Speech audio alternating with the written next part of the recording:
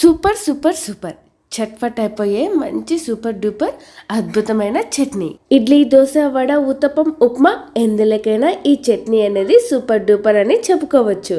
Late చేయకుండా quick and simple easy పల్లి చట్నీ రెసిపీని ఎలా తయారు చేసుకోవాలో చూసేద్దాం మరి. హాయ్ అండి అందరికీ, నేను మీ Venu. Welcome back to Venu vlogs.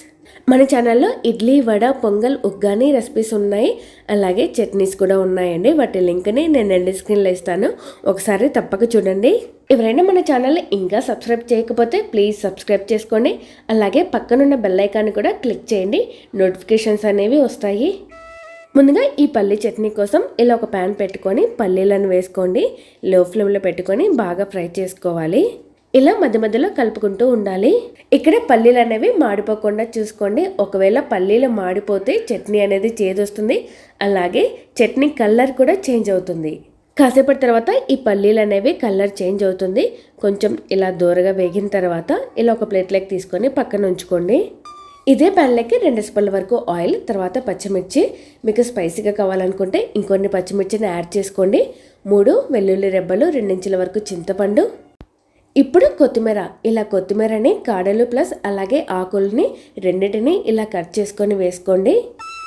ఇలా కొత్తిమీరని వేసుకున్న తర్వాత ఒక 40 సెకండ్స్ తర్వాత ఫ్లేమ్ అనేది ఆఫ్ చేయండి. ఇవి పూర్తిగా చల్లారిపోవాలి. ఫ్రై చేసి పక్కన పెట్టుకున్న పల్లీలు ఉన్నాయి కదా, ఇప్పుడు వాటి పైన ఉన్న పొట్టుని తీసేయండి. ఇప్పుడు ఒక మిక్సీ జార్ తీసుకొని అందులోకి ఫ్రై చేసుకున్న పల్లీలు, తర్వాత చల్లారిపోయిన పచ్చిమిర్చి, కొత్తిమీర, రుచికి సరిపడే ఉప్పు వేసుకొని ఒకసారి మిక్సీ పట్టండి. ఇప్పుడు కొన్ని వాటర్ వేసుకొని మెత్తగా పేస్ట్ చేయండి. ఇలా ఒక బౌల్లోకి చట్నీని ట్రాన్స్ఫర్ చేయండి.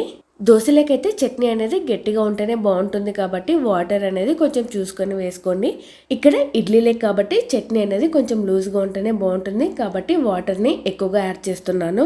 ఇప్పుడు ఈ పల్లి చట్నీలోకి పోపుని రెడీ చేసుకుందాం.